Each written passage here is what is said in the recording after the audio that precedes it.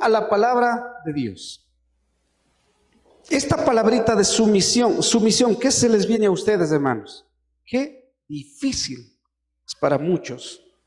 Qué difícil. ¿Sumisión a quién? Esta palabrita sumisión viene del griego upotazo, que significa, upo significa debajo y tazo significa organizar. Es decir, cuando hablamos de sumisión a la palabra de Dios, estamos diciendo, queremos decir, poner debajo, estar sujeto o estar bajo la obediencia de. Eso es sumisión. Estar sujeto a lo que dice la palabra de Dios. En Efesios, abramos nuestras Biblias un momentito. En el capítulo 5, versículos 21 al capítulo 6, versículo 9, usted leerá en su casita, ahí habla, hermanos, la sumisión que debe haber en cada una de nuestras vidas en las diferentes áreas que tenemos en esta tierra. Pero en el versículo 21, quiero que por favor leamos, Efesios 5, 21, dice, sometiéndoos unos a otros en el temor ¿de qué? De Cristo o de Dios. La palabra de Dios es nuestro único marco de referencia. Las Sagradas Escrituras, cuando hablamos de sumisión a la palabra de Dios, es decir, las Sagradas Escrituras, que es la palabra inspirada por Dios, es nuestra autoridad inerrante, suficiente y final de fe y conducta para la iglesia. Es decir, lo que Dios nos dice en su palabra, eso es lo que tenemos nosotros que vivir. Y me someto a lo que dice la palabra de Dios. Me sujeto, me pongo debajo de esa autoridad de la palabra de Dios. ¿Por qué? Porque esta palabra de Dios es inspirada por Dios. Es nuestra autoridad inerrante, es decir, lo que Dios dice aquí no tiene ninguna falla, ningún error, es certera. Ejemplo, yo les mandé a estudiar, y verán que todavía no toco ese tema. Yo les mandé a estudiar. ¿El diezmo debo dar o no debo dar el diezmo? ¿Debo ofrendar o no debo ofrendar? ¿Cómo debo administrar mis finanzas? ¿En dónde yo encuentro las respuestas para ese tipo de preguntas o de inquietudes que tengo? ¿Dónde? El pastor me va a explicar. ¿Dónde encuentro yo esas instrucciones respecto a la administración en las finanzas? Aquí. Pregunto, como para poner ejemplo, dice la Biblia que las casadas estén, ¿qué cosa? Sujetas. ¿A quién? A sus propios maridos. Si de verdad usted, este es otro valor que debe primar en nosotros, como esposita, se somete a la palabra de Dios, ¿qué tiene que hacer? Sujetarse. Pero para eso la cabeza tiene que ser sabia, tiene que haber instruido a su esposa en esa área, por qué debe vivir en sujeción. Otro ejemplo, respecto a el congregar. ¿Por qué tengo que congregarme? ¿Porque es un mandamiento de la iglesia? ¿Porque el pastor lo dice? ¿O quién me dice a mí que no debo dejar de congregar? Dice la palabra de Dios en Hebreos, dice, no dejando de congregar como algunos tienen por costumbre. Entonces, si yo me someto a la palabra de Dios, ¿qué tengo que hacer? Congregarme. Esa es sumisión a la palabra de Dios. Me pongo debajo de lo que Dios me enseña en su palabra. Adquiero conocimiento, voy adquiriendo conocimiento y mientras más estudio la palabra de Dios en mi vida, Dios me va revelando muchas cosas que hasta todavía no ha sido realidad en mi vida. Y ahí, por ejemplo, aprendo de que la unión libre no es de Dios. La unión libre es pecado, es fornicación. Por ende, ¿qué tiene que hacer el joven, la jovencita? Casar.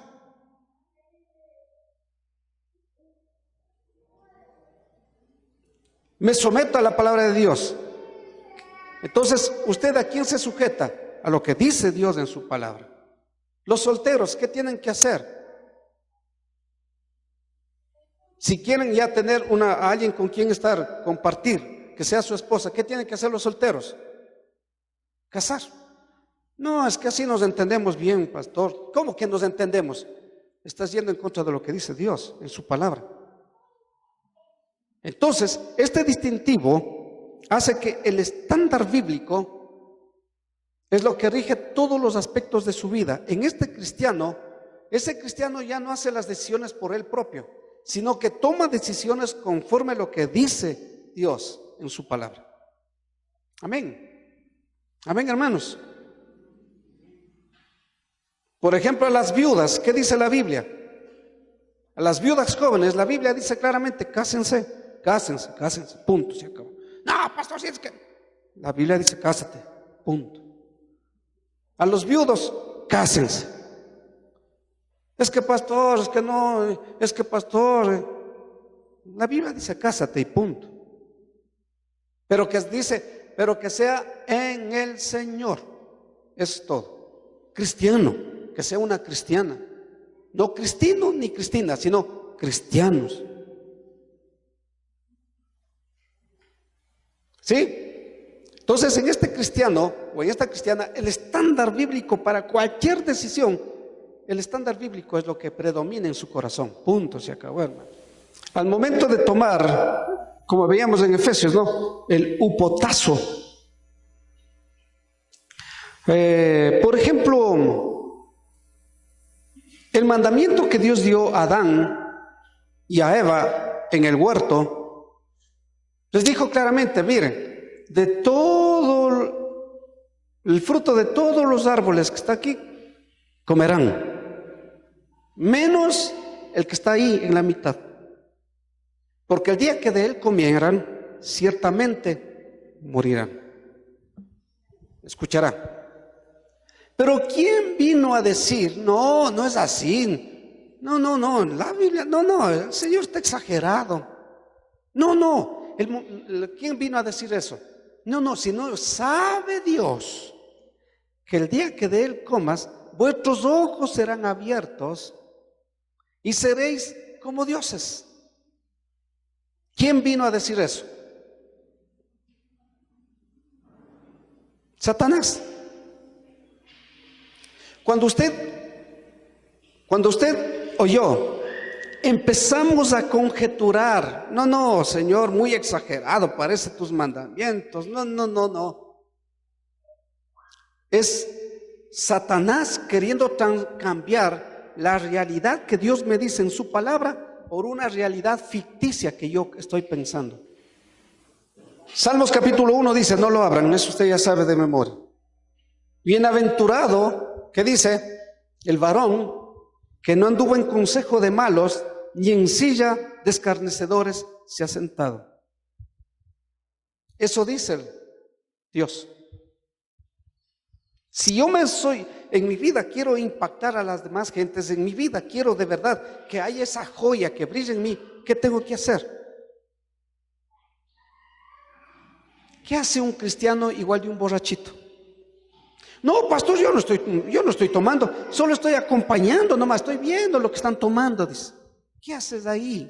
¿Qué hace un cristiano ahí? ¿Qué hace un cristiano en medio de las fogatas, en medio de las fiestas? ¿Qué hace un cristiano ahí? ¿Qué está haciendo un cristiano ahí? Simple, no es cristiano, simplemente es un oyente nada más. Porque un auténtico cristiano, la Biblia me dice no, punto, no. No me siento. Pastor, pero ¿cómo? ¿Y cómo le voy a evangelizar? Evangelízale cuando esté sano. ¿Por qué tienes que estar sentado ahí? ¿Por qué tienes que estar ahí compartiendo con un borrachito, con una borrachita? ¿Qué hace un cristiano metido ahí? Entonces Satanás hace que la palabra de Dios le camufle de una forma equivocada.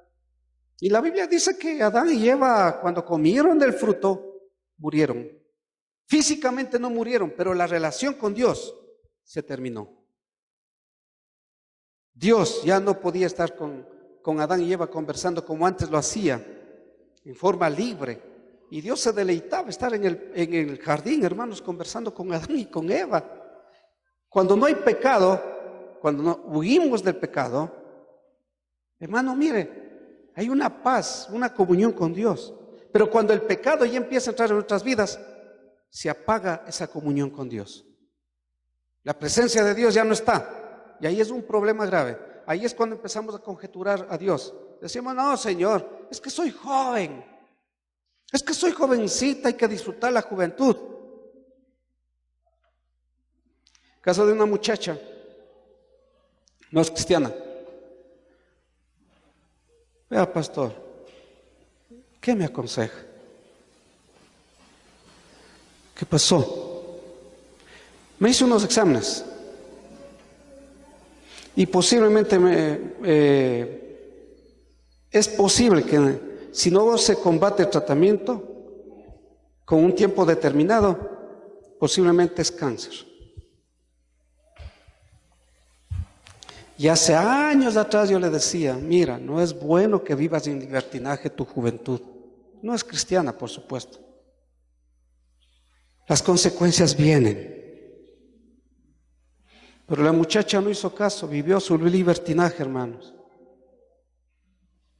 Y ahora está espantada. La paga del pecado es muerte, mas el regalo de Dios es vida eterna en Cristo Jesús. Para ir terminando. Así que a todos los hermanos, a toda la iglesia, sometámonos a lo que dice la Biblia, hermanos. Sometámonos para todas las inquietudes de la vida. Tenemos la respuesta en la palabra de Dios. Es Dios quien nos da la respuesta para todas las inquietudes que tengamos en esta vida. ¿Qué profesión seguir? ¿Estudio, no estudio? ¿Me caso, no me caso? ¿Pongo este negocio, no me pongo este negocio? Aquí te enseña todo lo que debemos hacer. Otro distintivo, o mejor dicho, otra característica de esto de sumisión a la palabra del Señor: las Escrituras gobiernan nuestro entendimiento de lo que es la iglesia y nuestro proceder.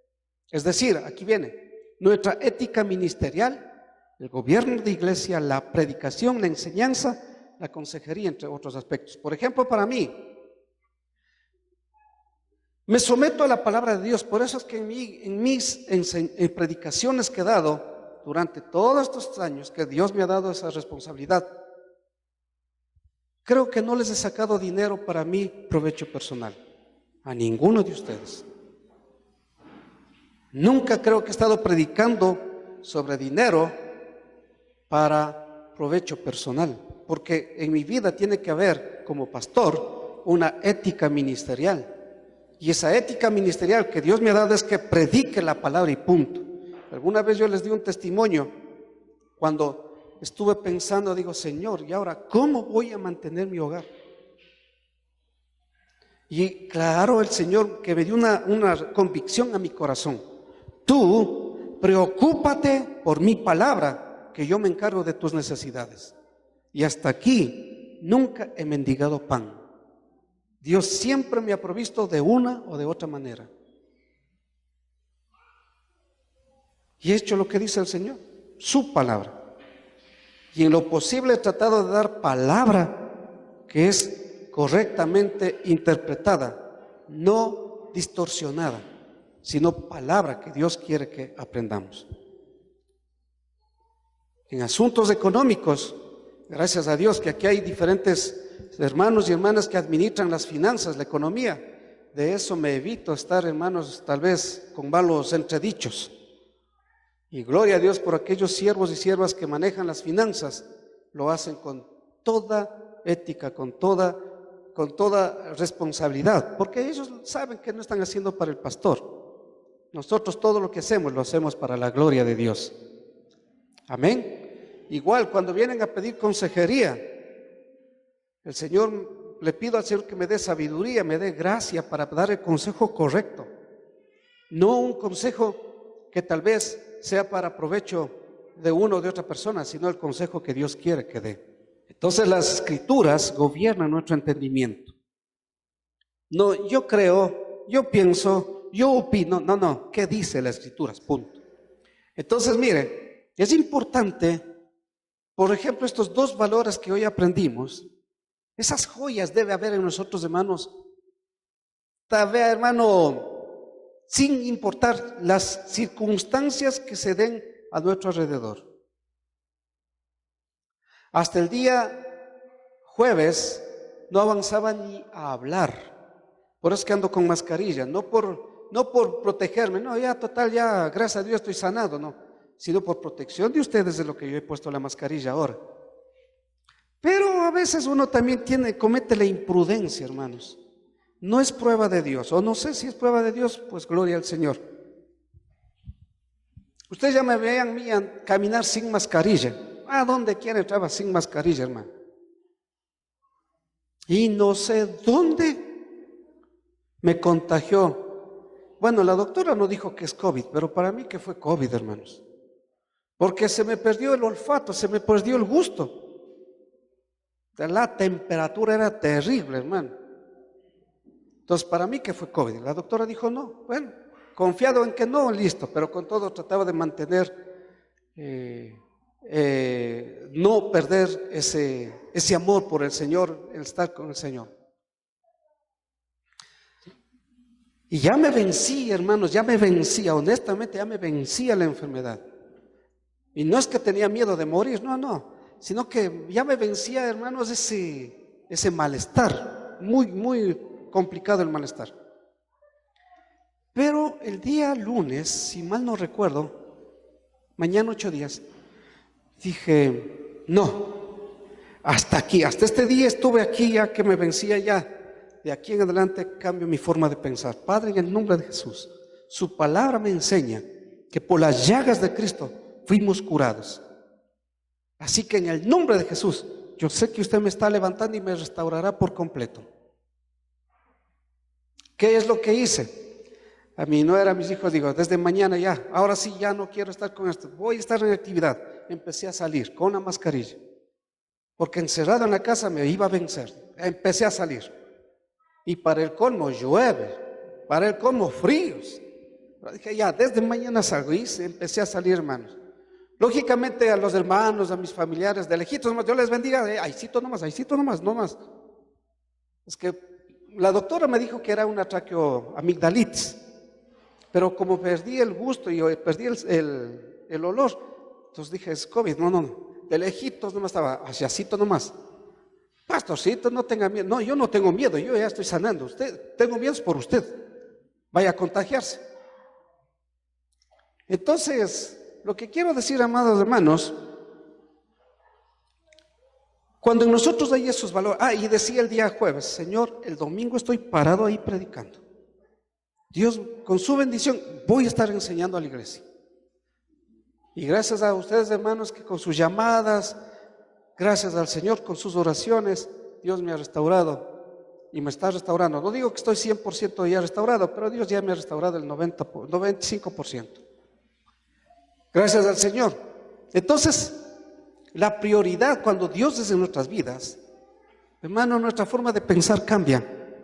Y ya no vemos a la vida como que no hay sentido, sino que vemos las oportunidades en medio de las pruebas que Dios nos da. En ese tiempo, hermanos, pasado, estudia y orando, hermano. A las 12 de la noche me quitaba el sueño, gloria al Señor, decía, Señor, iba a mi oficina de estudio a estar orando y estudiando. A 3 de la mañana volví a acostar. Pero es Dios quien nos sostiene. ¿Y qué estaba estudiando, pastor? ¿Con Dorito? No, estudiando la Biblia, hermano.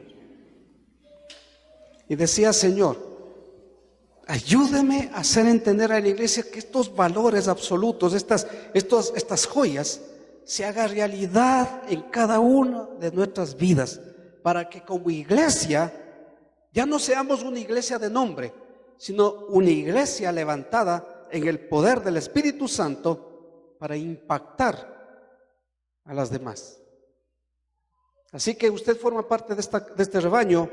Vamos a hacer realidad esos valores que vamos a ir aprendiendo. Son dos que hemos aprendido ahora. ¿Cuál es el primero? Amar, conocer y ¿qué más? Y glorificar a Dios. Primer valor, primera joya que debe haber en nosotros. La segunda, ¿cuál es? Sumisión, ¿a dónde? Ahí está. A la palabra de Dios. ¿Qué dice Dios? Solteros, ¿qué dice Dios cuando usted vaya a casar? ¿Con quién tiene que casar? Sujétese a lo que dice la palabra y punto, hermano. Ahí viene la bendición de Dios, hermano. Ahí viene la ayuda idónea. Para los varones, ahí viene la ayuda idónea, hermanos. Ya no viene la ayuda demonio, sino la ayuda idónea. Ahí disfrutamos de bendición. Pongámonos de pie. Demos gracias al Señor. Gracias, Padre bueno, en el nombre de Jesús, por darnos de su conocimiento, su sabiduría, para poder, Señor, compartir su palabra y que sea en la unción de su Espíritu Santo ministrada su palabra a cada uno de nuestros corazones. Muchas gracias, Padre bueno, por cada vida que usted trajo en esta mañana. Muchos están pasando pruebas en su salud, o tal vez, Señor, en muchas circunstancias que están pasando pruebas. Papito precioso, su gracia, su fortaleza sea sosteniéndonos a cada uno de nosotros, y que usted nos levante en victoria aún en medio de la adversidad, pero que nuestros corazones siempre esté amar a usted todos los días y obedecer sus mandamientos. Gracias, Padre bueno, en el nombre de Jesús. Amén.